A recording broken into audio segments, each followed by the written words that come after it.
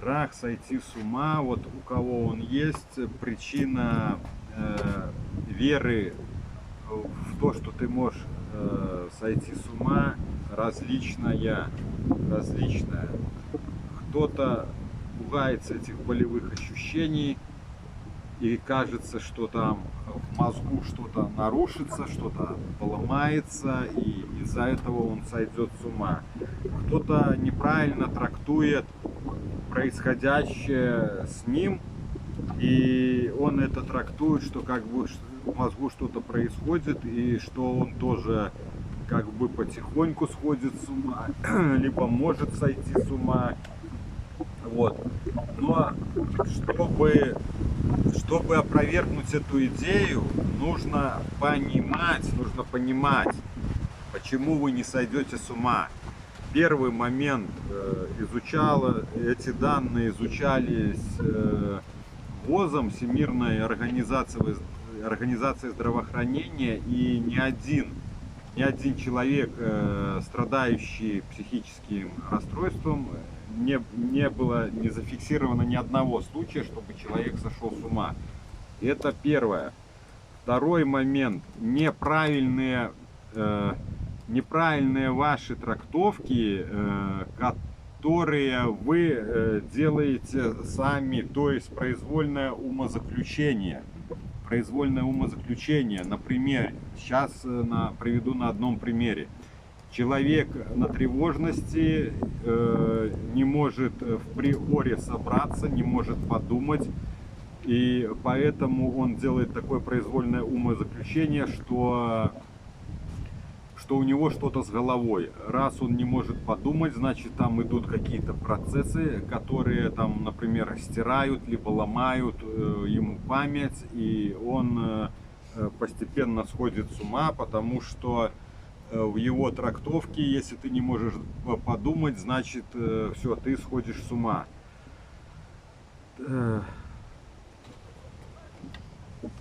Так, добрый вечер, это Сергей, Херсонская область. Сейчас сильнейший страх, голова занемела, резинка почти не помогает.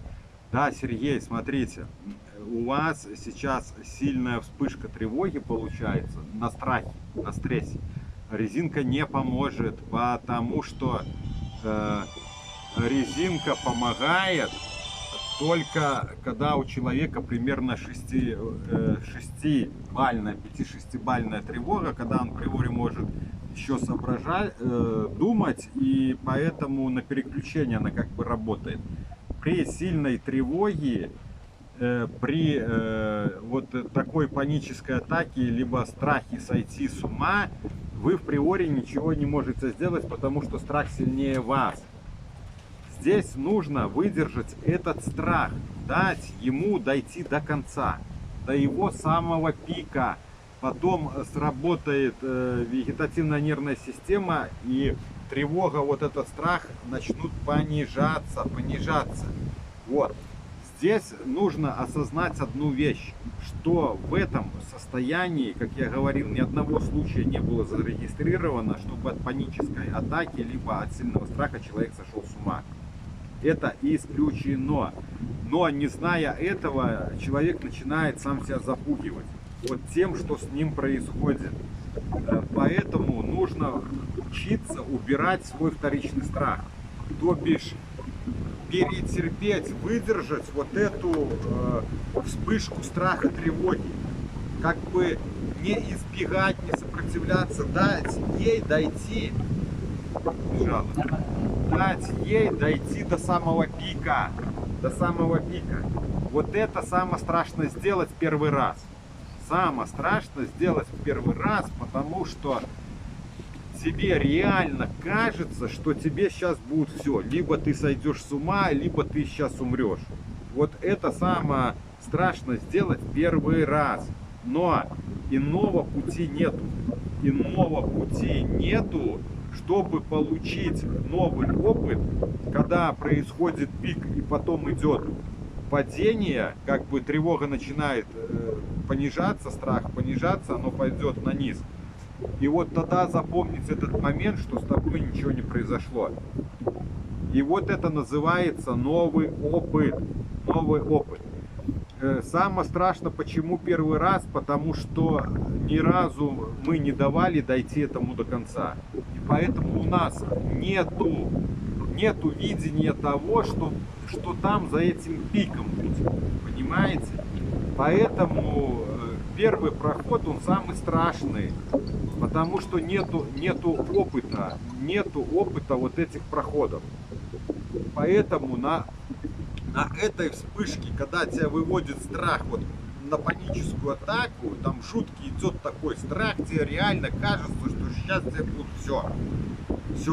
Вот здесь нужно это вытерпеть. Как только сможете вы первую вот эту волну пройти, то следующая волна уже будет немножко не такой страшной, потому что вы получите первый опыт. И вот это не менее головы, сжимание, тебе кажется вот распирание, либо сжимание, либо распирание. У меня было такое вот перенапряжение в голове, оно также и в теле было, что тебе кажется, что вот, и все, и тут все лопнет, либо ты сойдешь с ума, либо эта башка разорвется, и все, тебе будет все. Вот что происходит. Поэтому это тяжело, это страшно, но нужно выдержать вот этот всплеск, который погоняется нашим страхом. Чем сильнее страх, тем сильнее тревога. Чем сильнее тревога, тем сильнее вот эти все психологическое перенапряжение, вот эта чувствительность, вот что с тобой происходит в теле, оно очень яркое, оно тебя там ломает, кроет, там распирает, там с тобой неизвестно, что творится. Вот это делает страх. Страх через тревогу. Страх усиливает тревогу. Поэтому здесь никакие резинки, никакие переключения, они не помогут. Это бесполезно делать. И это не нужно делать, потому что, скорее всего, когда ты начинаешь метаться, это больше будет похоже на избегание. То есть вы начинаете убегать вот от этого, что с вами происходит. Охранительные действия делать. Поэтому здесь нужно как бы вот просто сесть, как бы замереть, насколько это возможно, и выдержать вот это все то, что с вами происходит. И потом, когда отпустит, обратить вот на это внимание. Обратить на это внимание, что с тобой ничего не произошло. Вот так вы получите первый опыт. И вот таким способом мы наш страх начинаем уменьшать за счет принятия вот этих волн, вспышек, вот этих панических атак. Мы начинаем выдерживать, и вот этим методом выдерживания мы их опускаем примерно до 6-7 баллов по 10-бальной шкале. Вот когда мы путем выдерживания уже опускаем до 6-7 баллов, то там уже можно и самой тревожностью работать. Тогда можно уже с мыслями работать, с тревожностью, когда тревога у нас не пиковая. На пиковой мы просто выдерживаем. Не избегаем. В чем ошибка людей? Есть такая книга «Не кормить обезьяну». И это замкнутый круг тревожности. Это когда человек постоянно избегает вот этого всплеска тревоги, страха, вот этой панической атаки. Делаются избегания. Прав он или нет? Андрей Надежда. Смотрите, панические атаки, они, если у нас есть физиологические какие-то нарушения, скорее, больше всего это у наших сосудов, там бляшки вот эти, там тромбики, шмомбики, потому что паническая атака это есть, сопровождается конечно, и скачком нашего давления. Давления. Вот я бы это так обрисовал. Конечно, не хотелось этого говорить, потому что это человека пугает человека больше. Но констатирую как бы факт. Вот в чем как бы опасность панической атаки, то бишь это есть скачок давления, и поэтому если физиология у нас там, скажем так, не совсем здоровая, не совсем здорово, поэтому да, есть такой момент. Есть такой момент. Вот, так, надеюсь, на пару вопросов ответил. Если еще какие-то вопросы, да, пишите, задавайте, буду смотреть и буду отвечать. Так, что еще по страху сойти с ума? В страхе еще сойти с ума участвует такой момент человеком неправильной трактовки, что с ним происходит, то бишь вещи, которые происходят с ним визуально, вот эти моменты дереализации, также моменты, часто человек начинает себе в голову смотреть, там мыслей есть, нету, вот это проверять, перепроверки, и делая неправильные выводы, он начинает сам себя пугать, то бишь подкреплять вот эту идею, что он может сойти с ума. Во-первых, делая неправильные выводы, также человек может думать, что если к нему будут приходить какие-то вот эти негативные, плохие мысли, они могут тоже с ума свести. То бишь, в этих моментах получается у людей частное, то есть у каждого свое, каждый верит в некую, у кого-то цепочка неправильных трактовок ситуации, у кого-то что-то будет одно, он неправильно будет трактовать. Вот приведу на примере прошлого эфира, когда мне писала женщина, что она сходила к врачу, и врач ей сказал, если она долго будет тревожиться, то есть тревожный мозг, то она может сойти с ума, понимаете? И это у человека становится таким, как он в это верит, как внутренним убеждением. Но это на самом деле неверно, это неправда.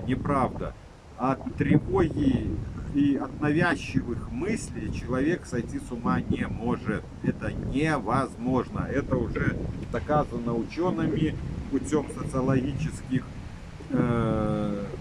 анализов, то бишь проверок всех, большого количества людей, которые находились в психическом расстройстве, и доказано, что это абсолютно невозможно от вот этого наших психических расстройств сойти с ума. Поэтому вот чтобы вы это понимали, и это уже даст вам понимание того, о чем вы думаете, что это невозможно. Это есть как один из моментов. Пилил дрова через силу, отвлекался, все равно лезет, еще сам накрутил. Пилю все равно. Так, Сергей, там еще нужно работать с мыслями.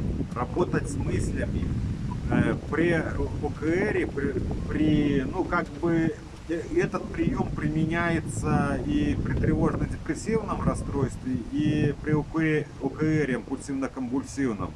Но больше при импульсивно-компульсивном расстройстве, когда человек верит в свои мысли, нужно учиться оспаривать свои мысли. Вот когда к вам приходят мысли, вы их оспариваете, что это не так, что это неверно, как бы учиться не слушать эти мысли. Где-то говорилось, как бы спорить с этими мыслями, спорить вот с этими навязчивыми мыслями, но я бы больше сказал не спорить с ними, а оспаривать их, оспаривать, как бы не придавать им значения. Применяется вот такой момент, то бишь, когда приходит эта мысль, ты начинаешь приводить свои доводы, что это не так. И вот идет такой момент, как бы такого спора со своим мозгом. То бишь он тебе одно говорит, а ты это отрицаешь, опровергаешь эти мысли своими доводами.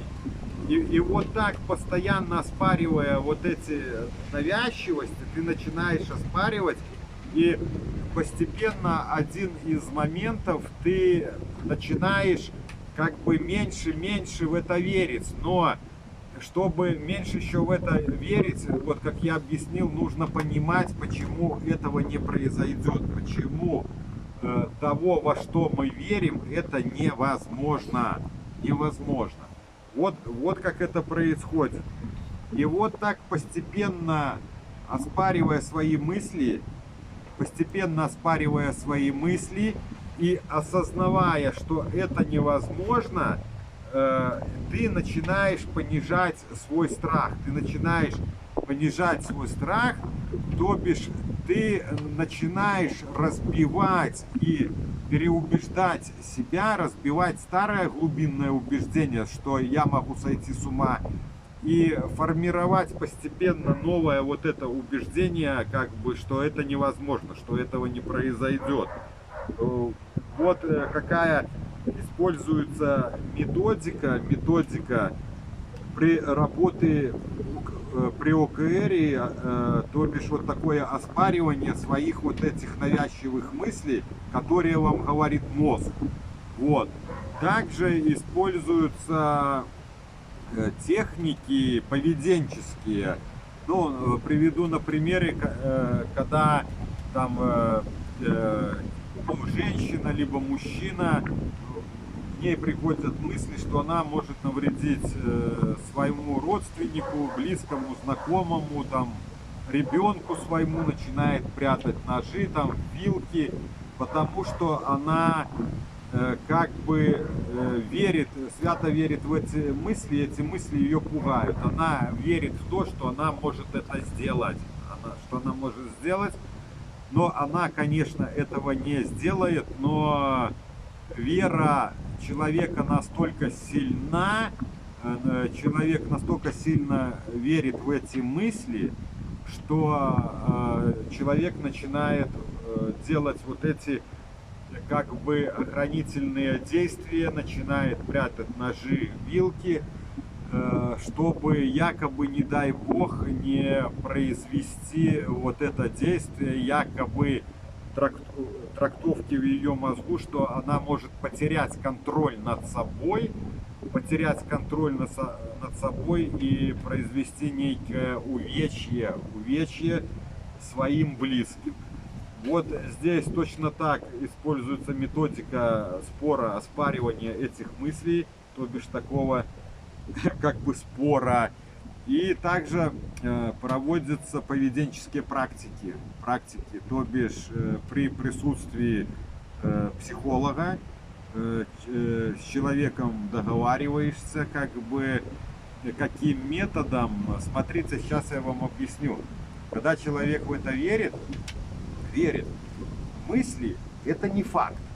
Понимаете? Вот мысли это не факт. Вот давайте такую, предположим, картину. Вот сейчас со мной вышла на связь некий человек, там девушка, женщина, мужчина, юноша, и он верит, что он может нанести вред своему близкому. Он верит в эту мысль, и это есть его идея. Но у меня есть тоже идея. Вот у нас с ним две идеи. У него идея, что он может это сделать, он в это свято верит. А я верю в то, что он этого не сделает. И поэтому давайте как бы я у этого парня спрошу, а какие у него есть факты, что он может это сделать. Что такое факт? Факт это некая информация, либо он до этого это делал, либо он где-то читал, что это возможно, как бы с каких-то, исходя из каких-то данных, которые ему подтверждают, что это возможно сделать. Но что интересно происходит? Когда я вам задам, есть ли у вас факты, что вы можете это сделать, то когда человек начинает задумываться, оказывается, что у него нету фактов. Он ничего не может предложить, обоснование вот этого, во что он верит. То бишь у него нету фактов. Вот.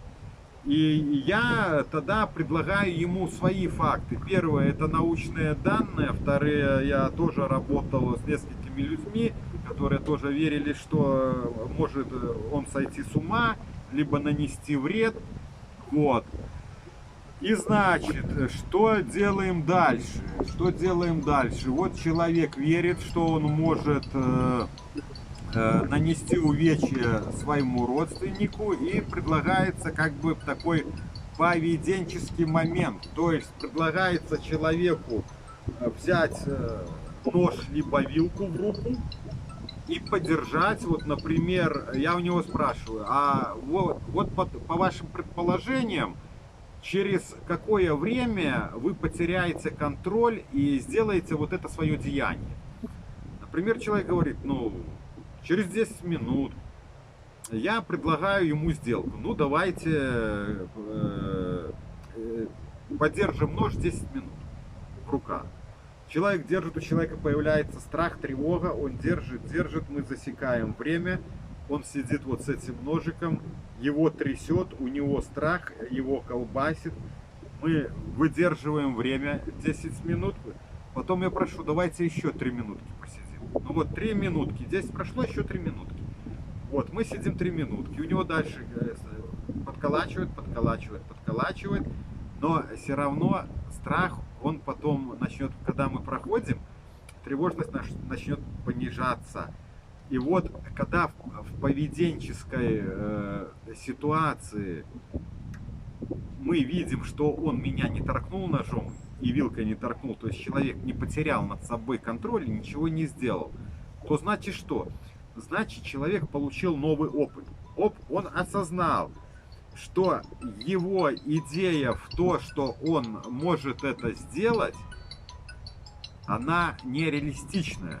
То бишь, это всего лишь была его идея, в которую он верил. Он верил вот в эти мысли, что он может это сделать. Но на самом деле этого не происходит. Но нужно уметь очень тяжело, чтобы человек вот согласился на такой следственный эксперимент, потому что когда ты начинаешь это делать, у тебя усиливается страх и тревога. Зачастую люди даже не могут вытерпеть, ну, на страхе, на тревоге, оно происходит, вот эти телесные ощущения, болевые ощущения сильные. И даже зачастую человеку тяжело выдержать вот эти болевые ощущения, то бишь вот этот дискомфорт, который происходит с ним в теле, и он отказывается как бы делать то, что ему предлагается, потому что он вот не хочет, он не может этого выносить, когда у него поднимается страх и тревога. Также происходит, когда люди делают обряды, то есть делая перепроверки, вот на примере сейчас приведу, человек думает, что он сойдет с ума, и у него есть идея, что он должен все контролировать свои мысли. Да, и получается, даже он мысли контролирует, походку, он полностью себя контролирует, потому что в его идее, в его трактовке, если он перестанет контролировать мысли, то могут прийти те мысли, которые его сведут с ума, а ему нужно постоянно контролировать, чтобы убрать эти мысли, там, например, либо там что-то с ними сделать, чтобы они не смогли его свести с ума. Вот эти мысли. И вот так человек попадает на постоянный контроль, на постоянные проверки. Также может быть такая ситуация, человек проверяет все время, как бы не только контролирует, а проверяет, вот, может он думать или не может. Потому что у него идея, что может он сойти с ума, и постоянные вот эти перепроверки, они как бы дают ему подтверждение его нормальности. Нормальности. Вот, например, происходят такие вещи, вот стоит, например, дерево, и к нему приходит мысль, это дерево, дерево, он как бы себе задает и отвечает, он перепроверяет, это дерево, дерево.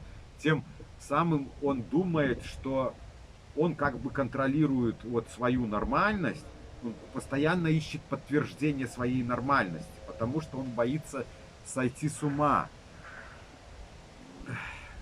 Последнее лезет в голову, что завтра утром будет плохо. Интернет зависает у кого? У нас, скажите, пожалуйста, или у вас зависает?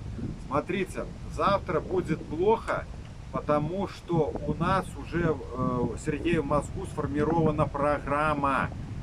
У нас в мозгу уже сформирована программа, по которой мы живем. То бишь, наш день повторяется, в принципе, одно и то же. И вот это все, что с вами происходит, оно повторяется каждый день. Поэтому здесь необходимо менять эту программу. Здесь нужно работать с мышлением и поведением. Нужно убирать вот эти негативные мысли, дистанцироваться от них, отделяться и внедрять в себя новые убеждения. Но там целая цепочка работы,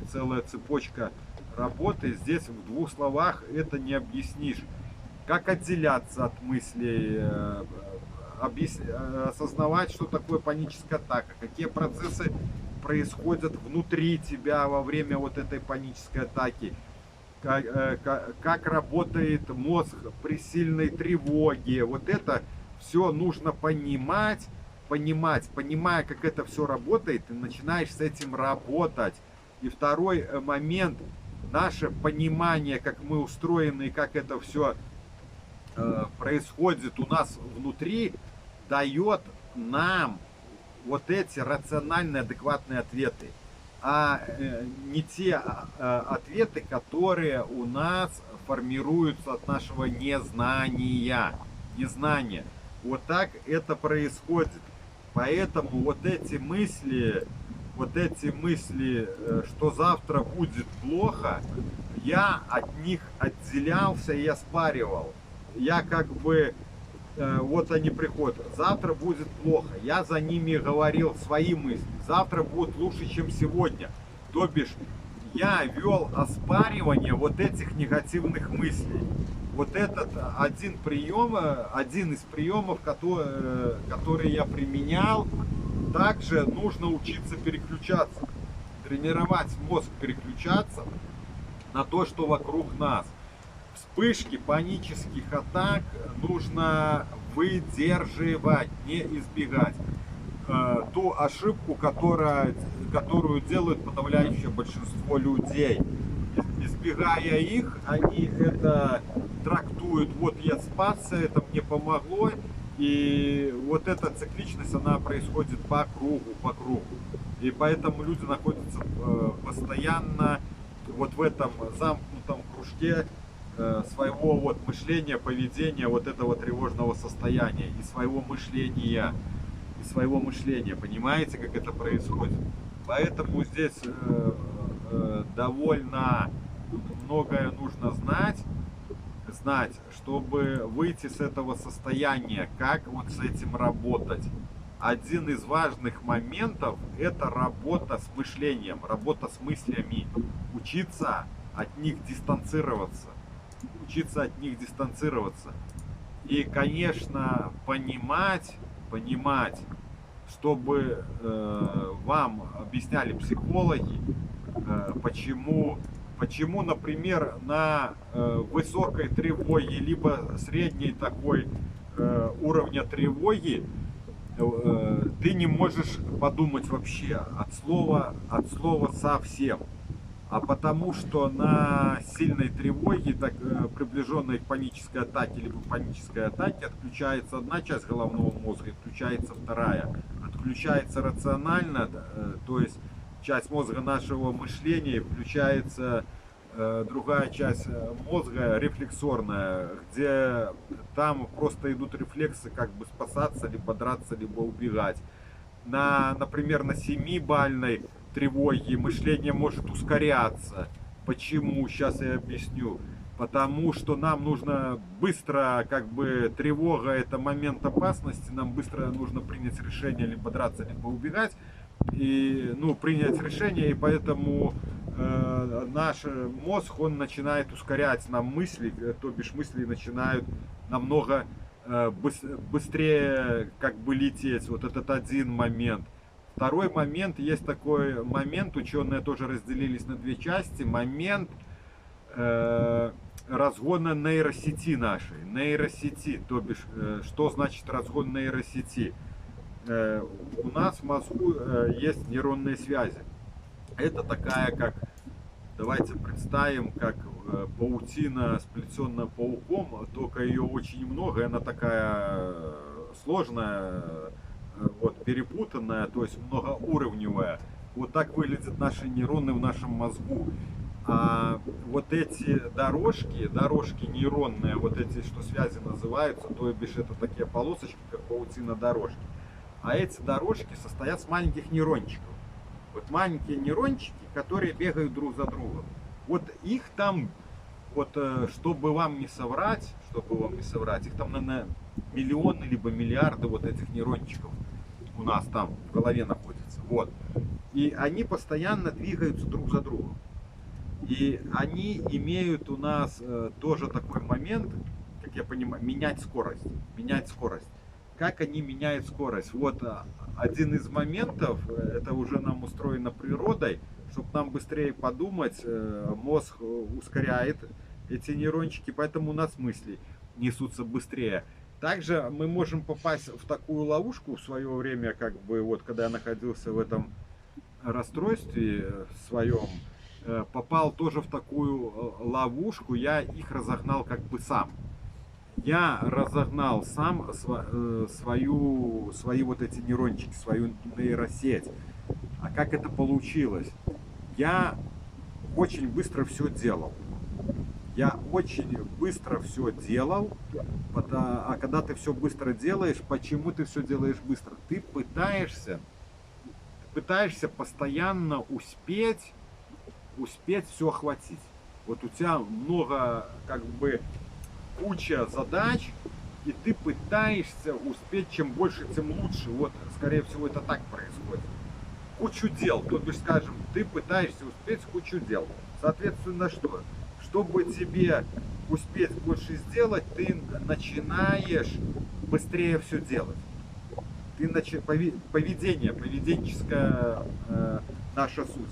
Мы начинаем быстро все делать. Начинаем, ты одно сделал, уже второе, и у тебя это происходит уже потом на постоянной основе. То бишь ты уже так делаешь, скажем, на протяжении всего дня. Нормально, когда тебе нужно что-то быстро сделать, ты сделал, а потом как бы твое поведение, ты замедлился и уже дальше продолжаешь как обычно чем-то заниматься. А здесь получается такая ловушка постоянного твоего быстрого делания чего-то. Ты одно делаешь, уже думаешь о другом. Только одно сделал, уже другое делаешь. Сделал другое, уже третье. И вот у тебя так постоянно перелаживается. Получается, ты одно делаешь, но мозгами потом ты попадаешь, ты уже другое делаешь. То есть в своих мозгах ты уже делаешь некую свою другую работу. Хотя ты делаешь вот эту работу, но ты уже про нее не думаешь, ты ее как бы делаешь на автомате, а мозгами ты уже, получается, делаешь другую работу. И вот ты попадаешь в такую цикличность постоянную. Это такой, называется в психологии, момент отложенной жизни. Ты не находишься в моменте, а ты постоянно в будущем. Вот ты постоянно, как говорится, на шаг впереди. И вот так я в свое время тоже, вот эта ловушка, я разогнал у себя так мышление быстро, и что я никогда не находился в моменте. Я постоянно находился вот в следующей ситуации. Делаю одну ситуацию, в следующей, делаю одну, в следующей ситуации. И потом я этот момент заметил ночью, и я этого испугался. Я лег спать, выключили свет, а у нас свет падал с улицы и попадал в комнату немного света с фонарей. Я лежу и, и смотрю в потолок, у меня такое напряжение, ну, среднее напряжение внутри, такой ульчик стоит. И я смотрю, что мои мысли уже в завтрашнем дне. То бишь у меня уже в мозгу прокручивается завтрашний день. Хотя на тот момент время было 12 часов ночи. 12 часов ночи, но у меня сна не было ни в одном глазу, как говорят. Я вообще вот спать не хочешь, как универсальный солдат. То бишь и я начинаю понимать, я должен спать ночью, 12 часов ночи. А у тебя сна ни в одном глазу, и ты в завтрашнем дне там бегаешь, носишься. Твой мозг носится в завтрашнем дне. Вот. Как я увидел этот момент вот разогнанности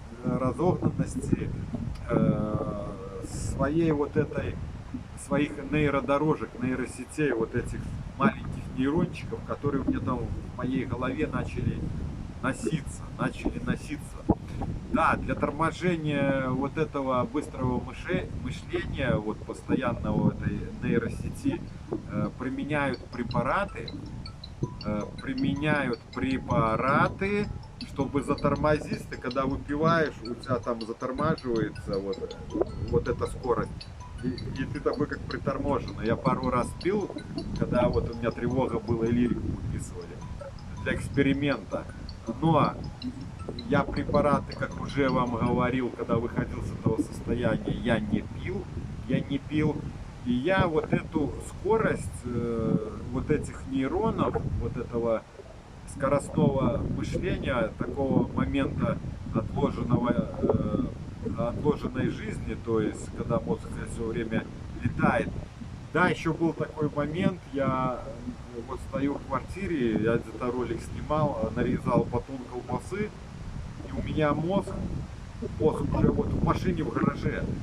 И я заметил, что это происходит, это даже не секунды, это некие доли секунды, вот, доли, это настолько мгновенно у меня пролетало, бум-бум-бум, и я уже все, я уже где-то там, вот в мыслях я уже там получаюсь, хотя я нахожусь дома, нарезаю колбасу. Я потом его возвращал назад, этот мозг, я его как бы ловил, вот он у меня погнало меня, я и фокусировался на том, что я делаю. И еще такой момент, ты по привычке начинаешь быстро делать. Чтобы ты не делал, ты начинаешь быстро делать. Я это замечал и как бы себя дергивал, притормаживал, медленнее. И вот ты учишься спокойно. Ты как бы учишься вести себя по-другому. То есть как бы отдергивать эту быстроту и начинать делать это более спокойно. А вот с этим мозгом, когда он бегал, когда он улетал мгновенно куда-то, я его возвращал, и вот момент здесь сейчас. И вот так постепенно один из моментов я затормозил свой мозг. Просто я вам рассказываю как бы поэтапно, вырывая по некой ситуации с общего вот этого расстройства, потому что в расстройстве оно там одно другое меняет, другое третье, то есть я вот так вот там постоянно крутит, вроде там одно прошло, появляется второе вроде там отработал, там третье, и вот это идет такая крутелка с фамилией артистов и прочее. Вот Сергей, смотрите, вот эту перепроверку нужно прекращать делать. Вы проверяете для того, чтобы подтвердить свою как бы нормальность, адекватность, правильно? Вот для чего вы это делаете? вы делаете для того, чтобы подтвердить свою адекватность. Поэтому вы делаете перепроверку, верно?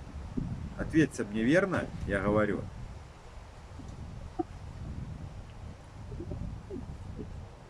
И вот смотрите, перепроверяя это, вы подкрепляете свою идею ненормальности.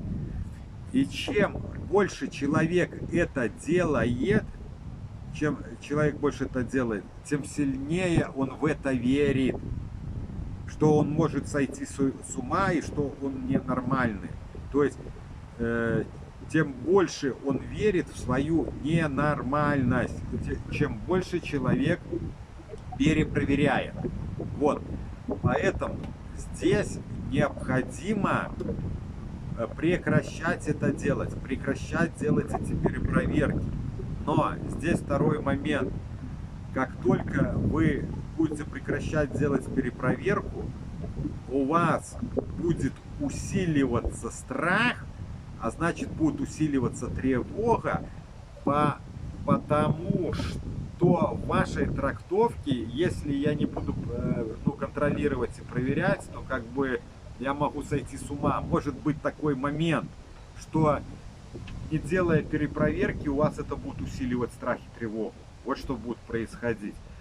Но необходимо прекращать делать эти перепроверки, потому что чем больше мы их делаем, тем сильнее они усиливают веру в эту идею. Так, такая просьба, кто находится на эфире, поставьте лайки, поддержите канал, ставя вот эти лайки, написав отзывы в чате, вы больше открываете двери другим людям. Вы больше открываете двери другим людям, потому что YouTube так устроен. И тогда больше людей может войти на наш канал, потому что YouTube пускает только подписчиков, всего лишь там 20 человек со стороны. Если вы будете ставить пальчики вверх, вот эти лайки, либо там сердечки, то это будет больше и больше открывать двери другим, чтобы они могли войти. Вот, Сергей, я вам объяснил, почему нужно прекращать делать перепроверки, потому что будете подкреплять вот эту идею. И нужно учиться работать с вот этими навязчивыми мыслями, как бы оспаривать их, спорить с этими мыслями, что это не так, приводить контраргументы этим мыслям, которые вам вещает мозг. Оно такое вот, как голос в голове говорит, верно? Там, делай то, иди туда, или ты там сойдешь с ума, ты там не справишься. Вот такие мысли, как бы они вот, как будто тебе голос говорит. И оно реально тебе говорит голос, вот в голове такой голос. Вот что происходит. Вот. Вот это навязчивость, называются обсессии, навязчивые мысли. Поэтому первое, нужно их научиться различать и учиться тогда их оспаривать, вот эти обсессии. Либо игнорировать. Вот представьте, как в деревнях мы в детстве, многие с вас были. И я думаю, у каждой бабушки в доме деревенском висело такое радио. И оно вещало там почти круглосуточно, там, по-моему, с 6 утра и до 11 вечера, там все время по этому радио чего-то там говорили. И вот ты маленький там бегаешь там с дома в дом, на улицу, носишься там, кусок батона схватишь, сахаром посыпешь, и это радио там все время вещает. Ты его моментами как бы вот фоново слышишь, что оно все время там что-то бобочет, но ты его не слушаешь.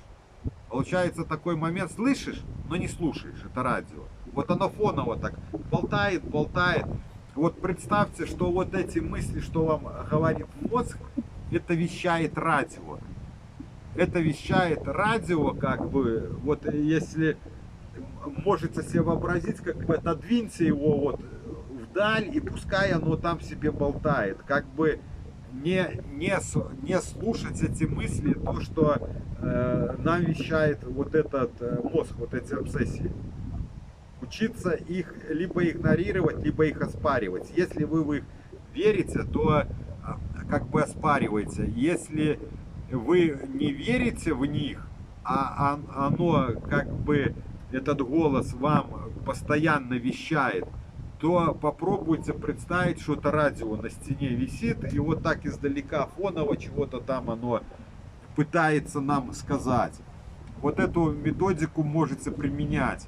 Можете эту методику применять, работать вот с этими мыслями, с этими обсессиями, навязчивыми мыслями. Вот, как бы оспаривать их, либо отодвинуть от себя. Так, если еще какие у кого вопросы? Если еще у кого какие вопросы? Так. Да, вы правы. Вот, и вот этот замкнутый круг перепроверок, он и подкрепляет у вас эту идею ненормальности. И человек начинает, вот, вы потом уже доходите до того, что вы круглосуточно проверяете, там, те мысли в мозгу. А вот это дерево, а вот это там артист. И вот ты постоянно такой на перепроверках. Потом там страх кроет, там мысли пришли, пошел страх, все, у тебя идет, называется, момент такой, вот используется как катастрофизация, но это больше такой момент такого негативного мышления, что я сейчас все, вот сейчас сойду с ума, все, паника тебя вверх погнала, тебя начинает накрывать, ты страх начинаешь носиться там влево, вправо, там, ну, ты не понимаешь, что ты делаешь, но ты понимаешь, что тебе надо что-то делать, что-то там бить, рубить, ковырять, носить, ломать, там, мыть, там, и вот ты как такой немного, как будто тебе вкололи какой-то гиперактивной какой-то смеси, вот носишься, спасаешь себя, получается. А здесь нужно наоборот, выдержать вот эту вспышку, вот эту, ну скажем так, паническую атаку, перетерпеть вот этот страх, перетерпеть просто, и тогда будет откат. Вот, так, какие еще есть вопросы? Вот хотелось бы, чтобы кто-нибудь вышел в прямой эфир с психолога. Вот в Инстаграме есть психологи. Выходите, пожалуйста, пообщаемся. Я от вас что-то новое узнаю, вы от меня узнаете что-то тоже, может, новое для себя. Как бы с кем-то пообщаться, либо с подписчиков, кто находится в эфире, тоже можете выйти в прямой эфир. Там есть такой момент, можно убрать свою картинку, чтобы у вас не было в прямом эфире вашего, скажем так, лица. Там есть такое, как бы, затемнение, да? Нет, здесь нет. Нету здесь? Это они сами будут. Ну, я имею в виду, у них есть такая функция, да. То бишь голос слышен, а лица не видно. Вот есть такая функция, поэтому если кто-то стесняется, как бы, ну, неуверенность, не хотел, чтобы его видели. По WhatsApp можем отправить приглашение. Да, любой номер скидывайте, отправим вам приглашение на эфир, вы зайдете. По WhatsApp приглашение? WhatsApp, да. Ну, пускай пишут свой номер, мы сейчас закинем. А вот, по-моему, что-то похожее было в WhatsApp, я видел. Что-то пришло такое. Нет. Через YouTube я могу просто ссылку. У меня какое-то было сообщение. На номер любой, нет. Вот, так. Ну, у кого есть еще какие вопросики, задавайте. Все, что знаю, буду рассказывать, буду отвечать, как бы со своих знаний, со своих пониманий. Много ребусов в голове слаживал, как это, что происходит. Много читал, смотрел. Учитель у меня хороший был, смотрел. Также психологов таких, ну, именно ученых, знаменитых по психологии, смотрел, изучал, осознавал, как это, что, как. Ну, скажем так, очень много разбирался, когда выходил с этого состояния, потом интересно стало по поводу вот психологии. Вот, поэтому думаю, смогу ответить на ваши вопросы, которые вы мне будете задавать. Но только переписочки тяжело понять, нету полной картины, но пытаюсь, пытаюсь сложить пазлы в своей голове и понять, что у человека происходит как бы на данный момент, чтобы оптимально, более точно дать рекомендацию по поводу его трудностей на данный момент. Вот. Ну что, мало людей, мало 36 только. Мало людей сегодня. Ну, а сегодня мало, видно, еще все на дачах, все еще отдыхают. Едет, уезжает куда-то Да, еще да, последнее. да. Лето еще Не. хорошо. Также, да, давно не были в эфире, поэтому на сколько? 2 недели? Больше. 2 недели, даже больше не были в прямом эфире. Тут с аппаратурой были трудности, потом погода. И сейчас вот снова у нас, наверное, через 2 дня ломается наша погода. Вроде обещают дожди. Поэтому, когда тоже в следующий раз выйдем, не знаем. Нужно уже нам искать какое-то помещение, там обустраивать, чтобы могли уже на зиму, на осень уходить. Постоянно работать. Да, постоянно работать. Уже там будем мы тогда постоянно будем довольно, я думаю, часто находиться в прямых эфирах. Будем делать нарезки. Также планируем формировать с нашей всей библиотеки, сформировать такие, как вам сказать, программки именно Каталоги по конкретным да, устройствам. как каталоги по конкретике, там уже как работать, например, с депрессией, как работать с тревогой. Уже будем формировать, чтобы более было понятно вам, найти, разобраться в этом, потому что информации уже в роликах очень много. Люди мне пишут, задают вопросы, хотя в роликах есть эта информация. Это говорит о том, что человек уже от кучи информации, которую мы имеем, видеоинформации на нашем канале, люди уже не могут там разобраться и не могут найти то, чего им нужно. Вот, поэтому... Ну, в принципе, уже создан отдельный каталог «Тревога и страх». Там уже много, в принципе, по первопричинам работать можно, разбираться в себе. Там много информации по этим расстройствам. Вот. Слава говорит, уже первый каталог собрал, и поэтому можете заходить в него. Плейлист называется «Тревога, страх». Плейлист «Тревога, страх». Вот. Заходите, смотрите, там уже он как-то поэтапно, но потом мы вместе подрегулируем, потому что он один собирал меня. Я не присутствовал, поэтому будем уже корректировать, когда у нас будет уже будут помещения, там уже будем тогда работать. Так. Если еще у вас какие-то вопросы. Сегодня я смотрю, наверное, заняты. Мы сегодня и раньше начали, поэтому, наверное, многие на работе. Обычно мы начинали 5:30 в 6, но уже рано темнеет. У нас уже совсем уже сумерки, поэтому сегодня решили пораньше сделать наш эфир, потому что в связи вот с темнотой. Но люди есть. Вот сейчас 9 человек у нас в прямом эфире. Так. Задавайте. Многие задавали вопросы, там собирали вопросы, куда-то записывали. Задавайте. Есть возможность вам сегодня, у меня возможность ответить вам на вопросы, у кого скопилось, у кого собралось. Сейчас напишут. Как раз нет ветра, погода спокойнее стала. Голоса нет в подсознании почти как голос. Ну да, вот мысли как голос, правильно, Сергей? Вот оно как речевая структура, как будто тебе говорит. Ву-ву, вот эти мысли, они как бы приходят.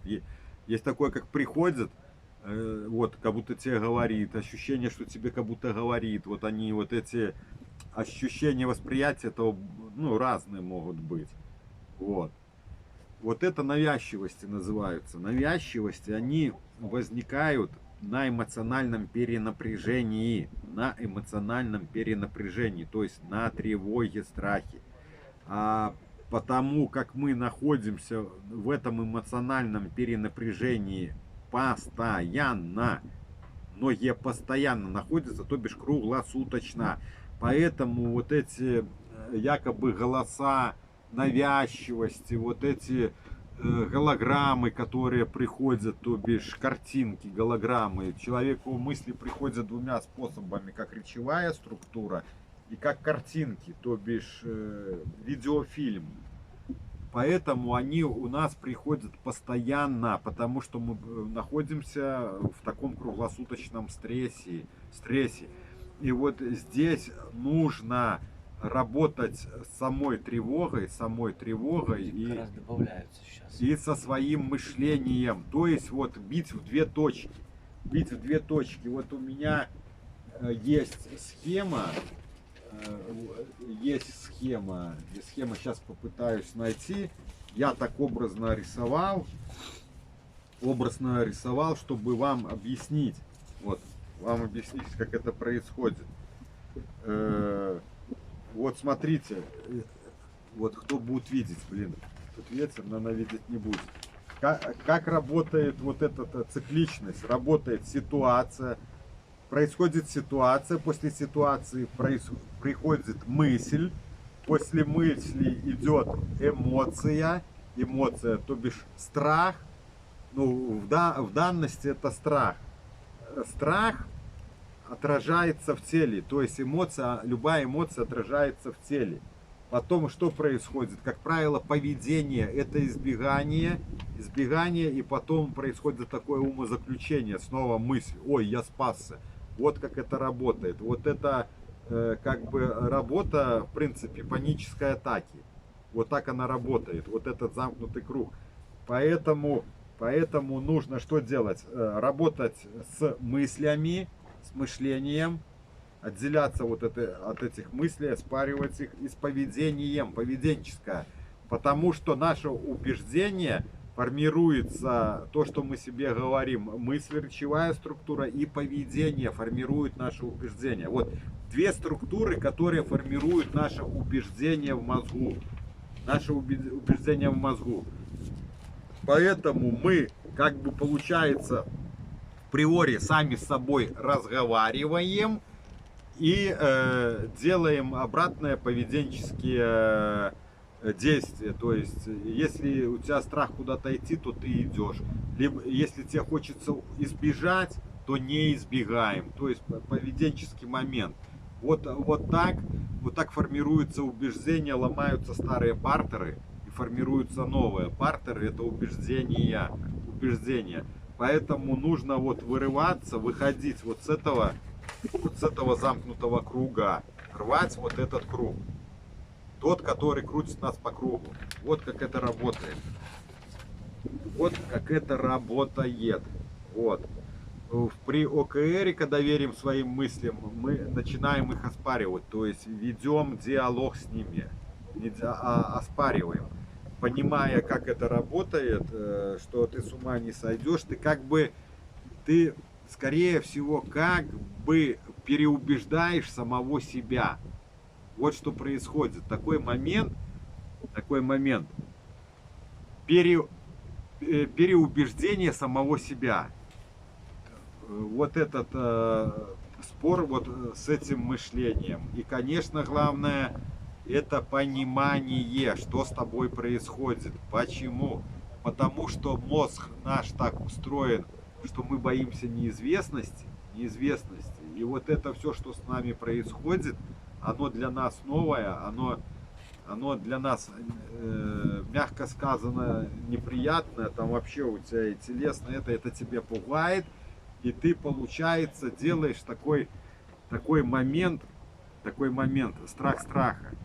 Вот то, что с тобой происходит, мозг пугается, а дальше ты еще сверху сам себя начинаешь пугать неправильными своими трактовками, своим поведением, начинаешь как бы вот запугивать сам себя. Так, еще такой момент, поставьте, пожалуйста, там лайки, сердечки, чтобы YouTube больше открыл ворота другим, чтобы они могли зайти. Так, вот, пишет Ольга, добрый вечер. Выгуливала сегодня свою агрофобию. Так, по агрофобии. По агрофобии. Мне кто-то писал, снимите ролик, пожалуйста, про агрофобию. Что делать с агрофобией? С агрофобией. С агрофобией ее нужно идти в нее. Боишься собаки, иди к собаке. То бишь иного пути нету. Вот в этом расстройстве многое нужно пройти, перетерпеть. Перетерпеть. Вот здесь я вас всех понимаю, я через это прошел, это очень тяжело, но здесь очень много нужно выносливость, вот терпеть, понимаете? Тебя крутит, у тебя усиливаются вот эти симптомы, тебя крутит, тебя кроет, но ты терпишь это. Ты просто это терпишь, потому что иного пути нету. И потом вот я стал как-то замечать, что начинает, вот как-то ты начинаешь, что у тебя боль не становится уже не такая больная. Это, наверное, получается, ты проходишь, понижаешь, вот как правильно, понижаешь порог, болевой порог, то бишь у тебя формируется уже такая выносливость, терпимость к вот этим болевым ощущениям, болевым ощущениям.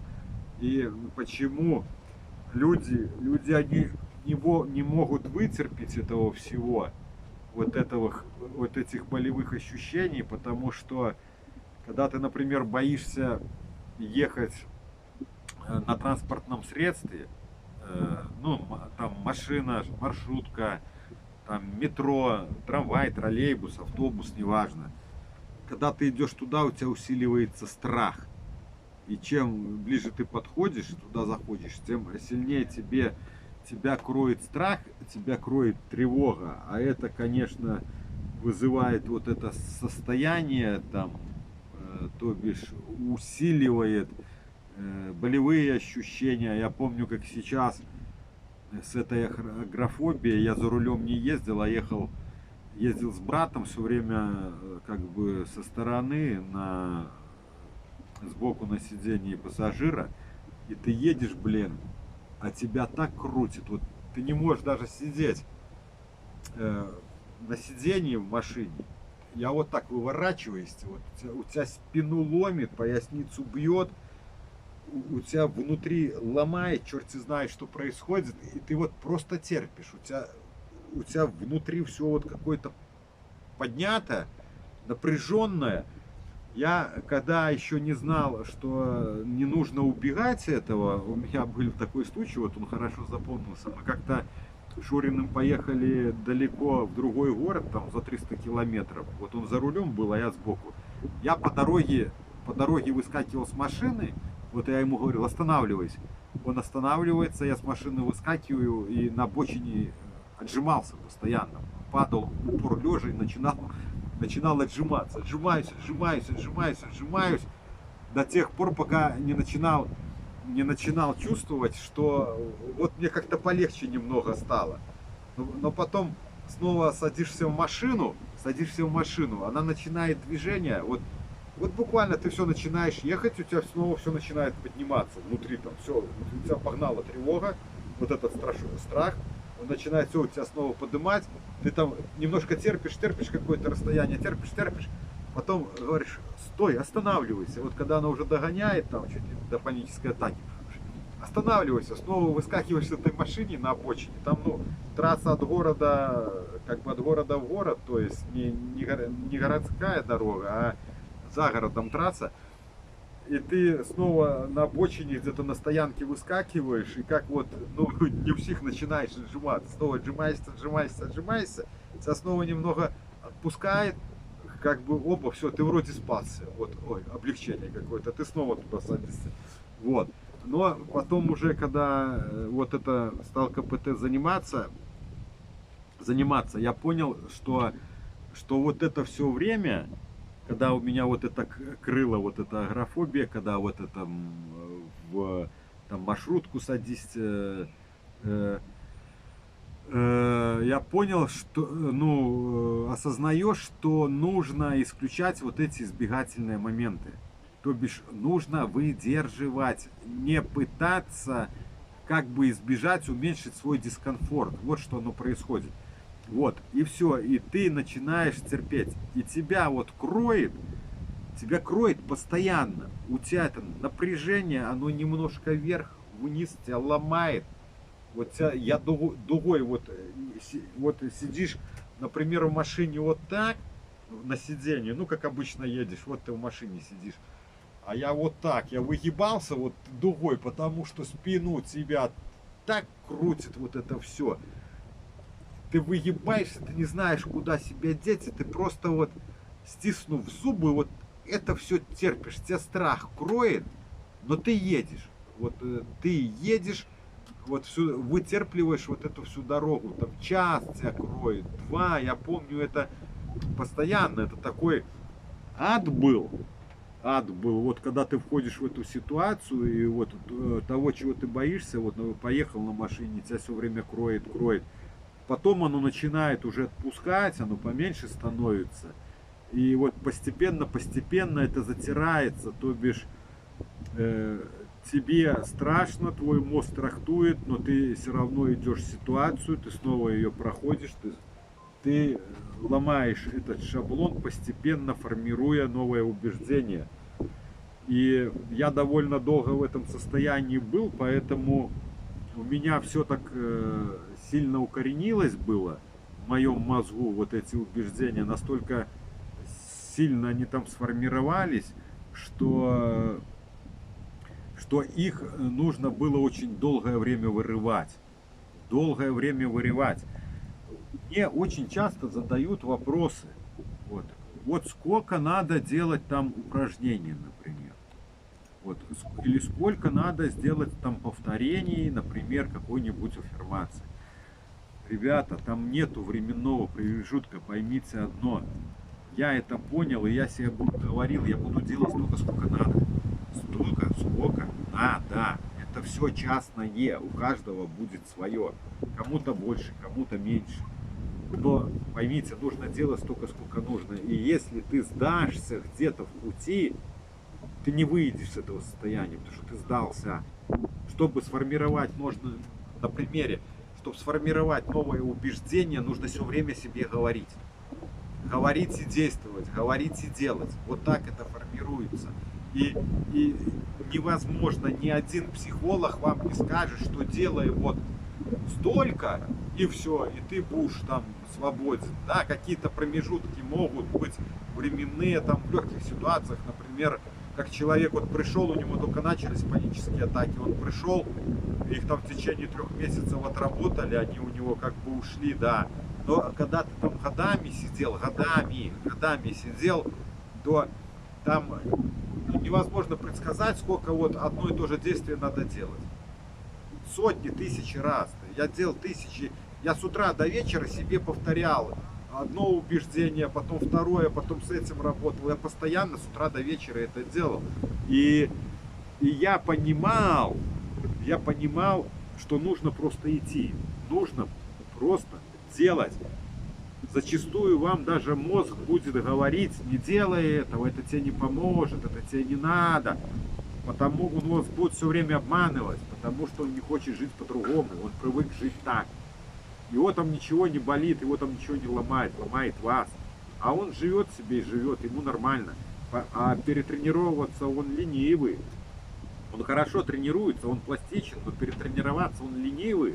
Поверьте мне, он ленивый такой. Его надо заставлять. А он еще будет тебе постоянно подножки ставить. Он тебя назад будет ставить, он тебя будет обманывать, он тебя будет говорить: не делай это не надо делать, это не поможет. Это все ерунда, это все неправда. Вот такие мысли будут приходить, что не делай этого, не надо. Вот. Но вы продолжайте делать. Вы не будете верить. Сразу вы не будете верить, вы будете в себе сомневаться, что, блин, это, наверное, ерунда. Мне надо что-то другое, мне, наверное, это не поможет. У него там другое было, у меня там хуже. У каждого будут эти мысли, что у меня хуже. Что со звуком пишут. Люди пишут, что со звуком. Это один человек, да? Ерунда. Что? Не может такого быть. С звуком все отлично. Напишите, пожалуйста, звук нормальный, а то нам вкинули вот в чате, что что-то со звуком не то. Сергей, напишите, пожалуйста, хорошо слышно? Нет? Звук есть? Это просто закидывает ненужные твари. Ты имеешь в виду, Просто. хотят нас сбить с мысли. Да. Вот. И поэтому, ну, человек не пишет. Вот. Ольга, напишите, пожалуйста, звук есть. Кто меня слышит, напишите, есть звук или нету. А то здесь пишет, что якобы звука нет. Сейчас я спрошу, что звук есть, нет, все сейчас пишут. Звук очень плохой, как будто ветер сильный, да. Ветер, ну ветер есть, серый, да. естественно. Наверное, ветер мешает. Да, Ольга. Ольга, сильный ветер у нас. И мы сегодня как раз не взяли микрофон. Сейчас буду кричать, прямо буду кричать, говорить очень громко. И вот, ребята, оно кроет, мозг говорит не делай, это все ерунда, но вы не верьте ему. Идите. И вы увидите, что начнет получаться. А когда начнет получаться, вот оно вам и даст веру. У каждого путь свой. Временной промежуток во всех будет разный.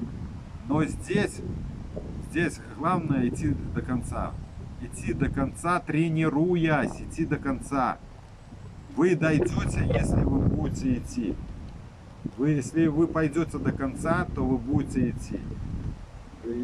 Многие сдаются, многие начинают в это не верить, переходят там на таблетки, но вот этот момент, понимаете, в этом состоянии очень тяжело в себя поверить, потому что это состояние, оно и есть полностью разбитая вера в себя.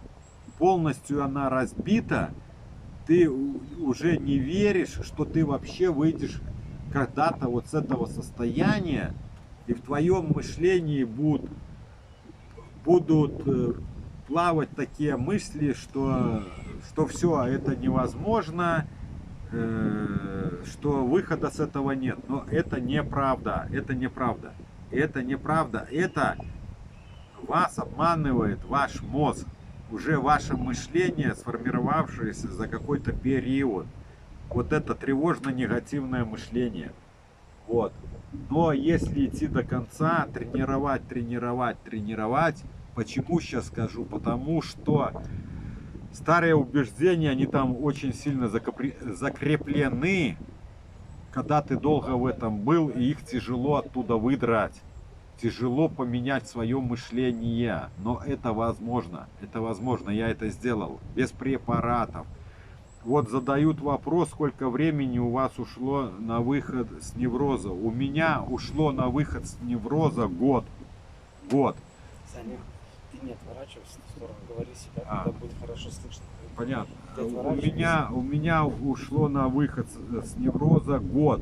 Но смотрите, как это происходит, чтобы вы понимали. Это не некая прямая полоса. Это постепенная такая дорожка, но она неровная. Вам будет потихоньку становиться лучше, но у вас будут откаты. Самая ловушка это откаты. Сейчас объясню почему. Когда вы попадаете в откат, соскальзываете на старую свою дорожку вот этого мышления, то там мозг рисует все, оно как будто вернулось, и как будто это никогда не закончится. То есть ты попадаешь снова в момент своего того состояния, когда тебя сбрасывает. А сбрасывает на начальном этапе постоянно. Ты вот только вынырнул, чуть-чуть выровнялся, тебя снова туда скидывает. ты снова еле-еле выкарабкался, тебя снова туда скидывает. И вот так тебя как паршивого кота постоянно вот туда лицом тыркают, торкают, скажем так. Вот постоянно тебя опускают туда, вот ты только вылез вроде бы, тебя назад. Вот как неваляшка, вот как неваляшка. Помните, такие советские у нас игрушки были? Сейчас не знаю, вот неваляшка, бам-бам. Ты его толкаешь, он падает, встает, падает, встает, падает, встает. Вот это что-то похоже на это. Вот на неваляшку. Тебя сбивает, ты упал, ты снова вылазишь. Тебя сбивает, ты упал, ты снова встаешь. И вот так это происходит постоянно. Тебя бьют, ты падаешь, встаешь. Ну, бьют не в прямом смысле, что тебя подходят и по лицу бьют. А вот этот выбивает себя стресс, как бы вот это все выбивается на старую дорожку, либо через мышление, либо стрессовая ситуация. Тебя малейший негатив тебя сразу выбивает, тебя сразу скидывает туда на старую дорожку, ты туда падаешь, и тебе нужно снова оттуда вставать. Вот малейшее что-то кто-то в твоем восприятии плохое сказал, либо ты прочитал что-то негативное для тебя, какую-то информацию. Вот просто ты прочитал, все, мозг реагирует, тебя бамс туда, ты оттуда начинаешь оттуда выкарабкиваться, вставать. И вот это происходит на постоянной основе. И поэтому люди думают, что с этого не выйдешь. Потому что когда ты туда падаешь, то кажется, оно начинает вот это все рисовать, вот то, что с тобой было, все оно воспроизводится в этом мозгу, все ощущения пошли, мысли навязчивости пошли, это никогда не закончится, это не вы, и вот это все начинается. И поэтому идет ощущение такое, что ты начинаешь верить, что ты с этого не выйдешь. Так, сейчас отвечу на... Каждый день работал над собой по КПТ, проходил откаты, и так 2 года. Намного лучше себя чувствовать стал. Но энергия полностью не восстановилась. И так практически 4 года уже остатки расстройства. Там очень много всего хитрого. Я вам скажу сразу. Там без специалиста полностью, чтобы полностью выйти, выровняться, очень тяжело. Если ты глубоко был, там много ловушек, там очень много ловушек, даже вот такие ловушки, как ловушки в мышлении, понимаете? Есть ошибки мышления. Вот если ты не знаешь, что вот это у тебя ошибка мышления, то ты будешь в ловушке, тебя будет держать напряжение, понимаете, как это там работает. И потом нужно убрать у человека то, что его привело к этому неврозу. К этому неврозу, к расстройству, оно приводит, как правило, наше глубинное некое убеждение, либо ошибка в мышлении, либо мы потом приобретаем некую ошибку в мышлении. Ну, как правило, это вот ошибки в мышлении, они и приводят нас к этому расстройству. И вот нужно потом, когда ты уже выравниваешься, отрабатываешь вот панические атаки, уже более-менее разбираешься с этим неврозом, с мыслями этими отработал, мысли эти убрал, но у тебя все равно держит напряжение, ты реагируешь как бы по-старому, но у тебя так не ломает, у тебя поверхностно, но как бы ты реагируешь все равно, реагируешь ты потому, что у тебя определенный есть момент мышления, тип мышления, то бишь ловушка твоего мышления, как ты думаешь, как ты воспринимаешь вот ситуации. Поэтому их нужно устранять, формировать новые убеждения, ломать старое, формировать новые убеждения. Вот как это работает. Поэтому без хорошего как бы специалиста, без КПТ выровняться полностью освободиться тяжело, очень тяжело. Я вам скажу сразу, тяжело. Ну, вот я говорю про себя, про свою вот такую уже очень довольно критическую ситуацию. У меня все абсолютно было. Только вот у меня не было такой мощной, сильной дереализации. Вот что я вам скажу. у меня не было сильной дереализации, она была, но не сильная. Да, я вот плавал, было такое, картиночка, ты вот такой шатаешься, такие вот были ощущения, но вот такое, как бы сильной такой яркой неадекватности как бы у меня не было. Я вам как-то рассказывал, но я рассказывал там не про себя, а рассказывал, что может делать дереализация. Вот. Если там кто-то подумал, что у меня так очень сильно. Но с одной стороны это и как бы скажем, и плохо, может, плоховато, что не было сильной дереализации, потому что на дереализации ты хотя бы не так ощущаешь у себя болевые вот эти все спецэффекты. Мозг защищается, и вот эта неадекватность, она как бы глушит, притупляет вот болевые эффекты, которые происходят у тебя в теле. У меня не было сильной дереализации, и поэтому меня так ломало, у меня такие были ломки, что они были просто невыносимые. Это настолько меня ломала тревога. Вот тебя реально она ломает, выкручивает вот все косточки твои, выкручивает косточки, мозг этот, вот его распирает настолько, что кажется, вот такая головная боль, так, ее вот, ну, тебе приходится терпеть, от этого никуда не деться. И вот вы можете таблетки пить, не пить, вам оно ничего не поможет. Таблетки не помогут, это все ерунда, потому что это тревожный мозг. И у меня был такой момент, может кому-то и поможет, но мне таблетки, вот я кутипин выпивал, это кутипин. Вот не буду врать, то ли нейролептик, то ли транквилизатор. Ну, такой индийский препарат, довольно такой он ловкий, хорошо, ну, сильный, довольно сильный. Так вот, он меня не брал. Я выпивал таблетку вот этого кутипина, пробовал. У меня сильная вот эта головная боль, перенапряжение. Я выпиваю, а он меня не берет. Мозг мой еще сильнее начинает сопротивляться. У меня тревога в мозгу еще сильнее. Он как бы не дает вот подействовать этому препарату. То бишь, у меня, наверное, еще сформировалось убеждение, что препараты мне не помогут. И поэтому в моей трактовке, наверное, в мозгу, что препараты это опасность. Но интересная штука, потом, когда мой учитель мне сказал, я потом раза 3, наверное, их пил, пробовал. Второй раз пил, и учитель мне сказал, говорите себе, что препарат это классно и хорошо. И когда я выпил и начал себе так говорить мозгу, как бы обращаясь к нему, препарат это классно и хорошо, и я заметил, что уровень тревоги в мозгу, как в прошлый раз, он не начал подниматься. То бишь не усиливалось вот этот мозг, не начинал еще сильнее тревожиться, и вот это болевое ощущение, оно не начало нарастать. Вот этот момент я хорошо запомнил, когда я себе так стал говорить.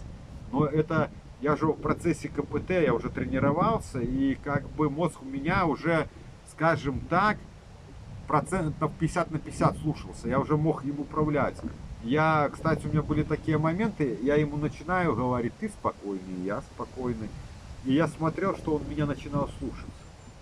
Он все, раз, и вот он раз хотел тревожиться, вот оно начинало нарастать, а потом, когда я с ним начинал ему говорить, объяснять, он начинал потихоньку, да, вот пишут, что звук. Нормально, есть звук, все хорошо. Пишут наши звук. Звук есть. Звук есть, наверное, ветер. Да. Спасибо, написали. Читаю. Вот, все, я понял. Много. И вот, и я начал практиковать. Вот у меня, вот, кстати, недавно спрашивали, кто-то писал, как вы работали с головными болями, Вот с этим перенапряжением, вот у тебя адская такая боль, вот сильная-сильная.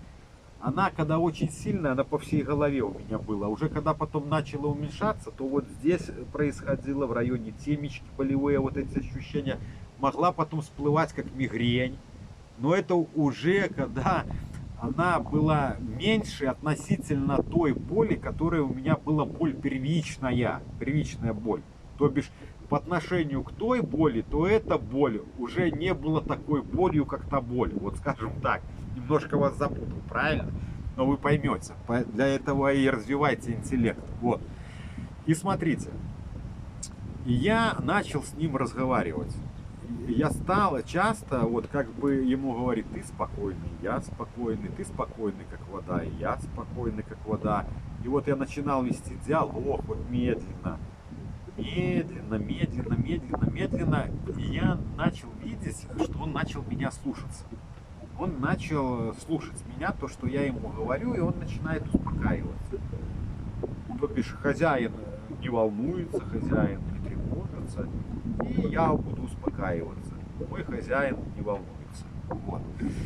И еще второй способ, что я применял, это я в ванной подставлял голову под воду, вольготную воду, теплую воду, и представлял себе, вот когда с крана вода мне лилась, либо с дождика на голову. И вот эти струи воды, они стекали как бы в ванную, и я представлял, что моя боль в этих струях воды, она стекает в ванную. Сейчас я вам рассказываю немного фантастики, но это реально работает. И то бишь я убеждал мозг свой, что моя боль стекает, выходит с моей головы вместе с этой водой, она утекает как вода с моей головы. И мозг в это верил. Вот что интересно происходило. И третий момент, который я использовал, это я наблюдал свою боль. У меня уже потом отлично это получалось. Путем практики тренировок у меня стало получаться это отлично. Я представлял вместо головы, что у меня вот здесь голова заканчивается, и аквариум с водой стоит. Вот там рыбки плавают. И я наблюдал этих рыбок, и как бы вода там плескается туда-сюда, туда-сюда, туда-сюда. И я это так настолько четко видел, что все, я сразу про боль забывал, она пропадала. Все, я видел вот просто аквариум, и рыбки эти в голове в аквариуме этом, рыбки эти плавают. И я просто наблюдаю, вот вместо головы наблюдаю этих рыбок. А боли нету. А я потом думаю, нифига себе. Вообще ни малейшего ощущения боли не было. Хотя боль была относительно, я не скажу, что вот на этот момент сильная такая. Я ее уже когда прошел, а была боль, ну скажем, среднего уровня, вот эти болевые, оно все время то здесь, то вот все время вот этот болевой дискомфорт в голове. И я потом стал представлять аквариум, вот это болевое ощущение, вместо боли вот этот аквариум у себя в голове. Вот так я работал с головными болями, с тревожным мозгом, вот с этим перенапряжением в голове. Тремя способами. Но сильную боль только вот я выдерживал. Я на тот момент, когда я спросил у своего учителя, а может ли у меня что-то случиться, потому что я тоже пугался, думал, что будет инсульт, там что-то лопнет, что-то поломается, или там и вот от этого перенапряжения там с ума сойду, блин. И она мне сказала, что с вами ничего не будет, а я ей уже довольно, я ей верил абсолютно. Вот я ей верил абсолютно, почему? Потому что вот то, что она мне говорила, то и происходило. Я тренировался, оно происходило. И поэтому я своему психологу верил абсолютно. И вот я задал вопрос, а что будет, она мне ответила, ничего не будет. И вот тогда у меня как-то в голове щелкнуло, и страх, он как-то, вот мой второй страх, он все, как бы меня покинул. Болевые ощущения были сильные, потому что мозг был уже настолько растревожен, что малейшее что-то, и у меня он начинал в голове, все, болевые ощущения вот эти все пошли. Вот. И убрав второй страх, и потом вот я, тренируясь, стал применять вот эти практики. Наблюдения боли образом. Есть в психологии, дают такие методички, наблюдать свою боль образами, даже в теле. Вот когда у вас психосоматика носит по телу, меняется то одно, то другое то ты образом наблюдаешь, квадратик, кружок. Вот есть такая методичка, я читал, они даются, наблюдать боль свою образом. И вот, но я в своем теле не наблюдал боль образом, а вот в работе с тревожным мозгом, вот с этой сильной головной болью, вот я применял эту методику. И вот как бы придумал парочку своих, вот это с водой, как бы представлять, что сливается, может они где-то и есть, не то что, ну, может это я думаю, что придумал, они на самом деле есть. Вот, вот сливание вот этой боли, представление, это называется обмануть мозг, представить, что она с тебя ушла, эта боль. Вот с этой позиции, когда оно сливается, и ты представляешь, что она с тебя стекает. Вот эта боль. Так, вот, спортом сейчас не занимаюсь, чтобы не задалбливать нервную систему. Спортом сейчас не занимаетесь. Так, так что-то немножко как-то свет. Вот. Так, смотрите. Дело в том, вот вы мне задаете вопрос, спортом вы сейчас не занимаетесь, Нормально. чтобы не задалбливать свою нервную систему. Мне сейчас ее не нужно задалбливать. Вот в чем момент истины, понимаете? Я сейчас абсолютно спокойный человек, спокойный человек. У меня нету на данный момент никакой тревоги. Да, в каких-то стрессовых ситуациях она возникает, мы живые люди, но я ее быстро ликвидирую, понимаете? Приемами КПТ, отделением от мысли, оспаривания ситуации там и так далее. Бывают такие моменты. Поэтому запаривать мне себя спортом не нужно. Не нужно. Понимаете? Вы как бы думаете, что я в том состоянии примерно, ну, как бы у него, наверное, более легче, но все равно тревога, как бы там это все сохраняется. И поэтому вы мне такой вопрос задаете, не задалбливаете ли вы себя спортом. Вот. На данный момент спортом не занимаюсь, все хотел вернуться, но пока нету, наверное, такого момента, времени, и вот отстраиваем канал, поэтому тоже приходится много думать, много складывать ребусы, вспоминать, поэтому как бы, ну, скажем, пока не до этого, пока не вернулись, потому что в процессе вот такого сейчас движения, в процессе движения, потому что надо тут с офисом решать, как бы дел хватает, и поэтому пока не занимаюсь. Так.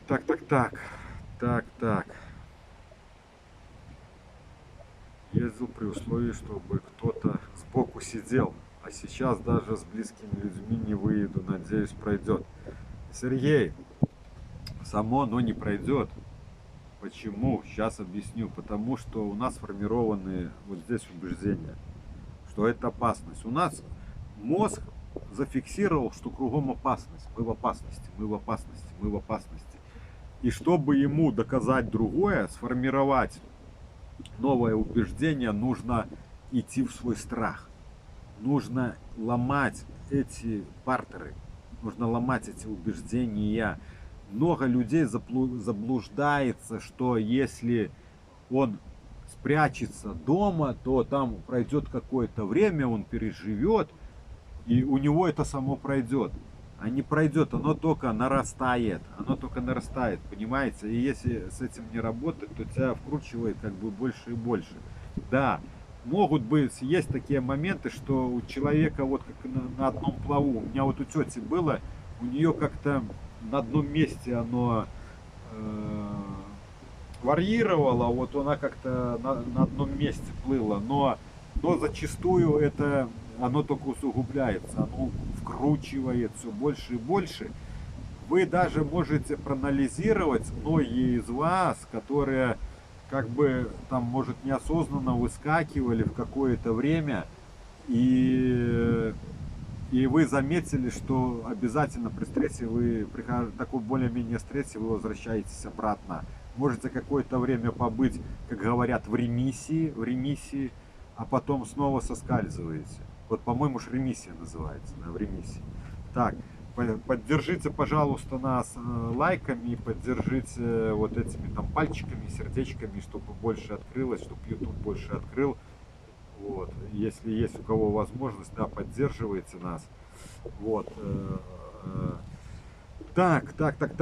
Что еще вам рассказать? Что еще вам рассказать? Да.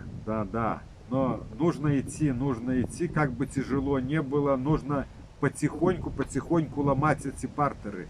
Выходить, пробовать, пошли, выдержали потихоньку, выдержали тяжело, да, выдержали, потом как бы вернулись, потом снова повторяете.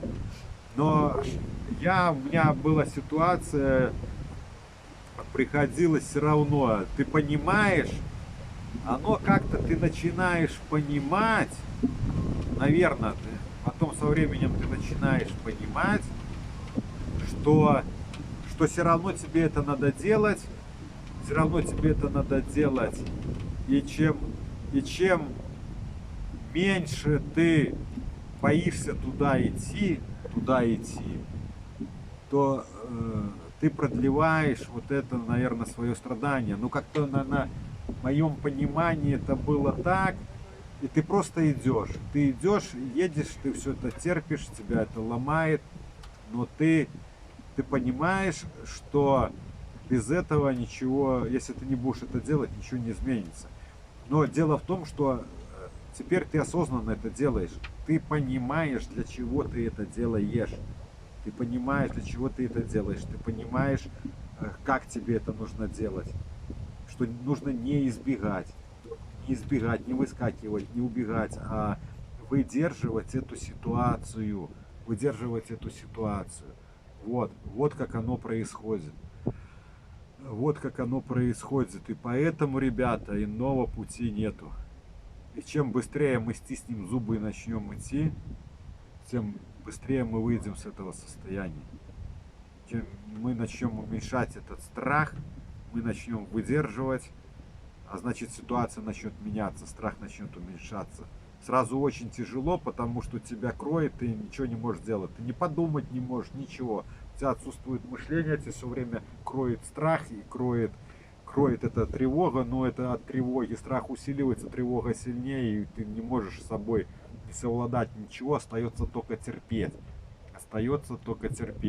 У кого есть, там, например, хроническая боль, либо болевые сильные ощущения в теле, пишите, если вы находитесь дома, либо можете попробовать писать эту боль в тетрадь. Пишите боль в тетрадь с такой позиции, как бы обманите мозг, вынесите ее из себя.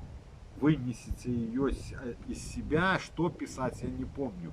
Можете, есть такой момент, описывать ее, эту боль, описывать какого цвета, какого размера, вот круглая, квадратная, треугольная, красная, зеленая, синяя. Вот как бы описываете, не задумываясь. Вот пишите, но с позиции, такой, чтобы вынести ее из себя. Как зовут вашего психолога? Как понять вопрос, как зовут психолога? Зовут психолога Анна. Имя Анна. Так, вот. Ну вот, на сегодня рассказали. Надеюсь, с нами было интересно. Получили информацию, извлекли с моего рассказа, что-то для себя поняли, осознали. Вот. И ребята, девчата, тренироваться, не покладая рук. Тренируйтесь. Оно тяжело, ты не можешь, оно не то, что ты не хочешь, а у тебя как бы кажется, вроде и сил нету тренироваться, вот, постоянно себе что-то проговаривать, работать образами там, ну, вот это все с мыслями вот этими, и у тебя это постоянно происходит, а выхода другого нету другого просто выхода. Как я говорил, руку там можно там уколоть чего-нибудь, там отрезать, если она у тебя сильно болит ее, и как бы от боли избавишься вот от болевого этого момента. А голову не отрежешь, не открутишь ее, ничего вот с ней не сделаешь. Да, вот препараты будут вам облегчать состояние. Конечно, они будут облегчать, вот затормаживать это все. Но я их не пил. Я не пил. Я просто шел. Я шел, выдерживал. Ой, даже сейчас вспоминаешь, но вроде не триггерует, но все равно вот в мозгу чуть-чуть такое вот, как бы немножечко где-то там он еще как бы среагировал, наверное. Вот, вот, вот. Невозможного нету. Нету невозможного, поверьте мне, со мной такие вещи, я иногда думал фантастика, вот просто фантастика. Вот, у тебя раз, вот у тебя как бы прояснение приходит, вот ты тренируешь, ты просто, ты не веришь, ты не видишь вот этого конца, что у тебя вот, что с тобой, где вот этот, как я в лесу говорил, ты этого не видишь, где этот конец пути, а ты просто делаешь, ты упорно стиснув зубы делаешь это, идешь, ты понимаешь, что нужно идти. Вот что нужно идти, это точно. Вот, нужно идти, не останавливаться, нужно идти, как бы тяжело не было, но идите, и результаты будут, они будут, но вы их не ждите, вы делаете, вы не живите в ожидании результата, а как бы делайте, и вы потом начнете замечать, как оно начнет как бы получаться, вы это увидите, но вы делаете. Невозможного нету, поверьте, нету. Я думал тоже, я никогда не выйду с этого состояния, настолько был закручен, но я делал, потому что один момент ты уже так устал вот от этой жизни, от этих 10 лет вот в том, чем ты находился, ты от этого устаешь, да, и приходили потом, когда уже в депрессии был, суицидные у меня мысли приходили, но у тебя что-то. Вот сейчас расскажу такой момент, как я говорил, такие вещи происходят, вот что-то типа фантастики. И у меня когда была депрессия, вот тебя приходят мысли, тебя начинает давить, вот тебя давить, крутить, ты их убираешь, где-то какая-то проскакивает, тебя давит.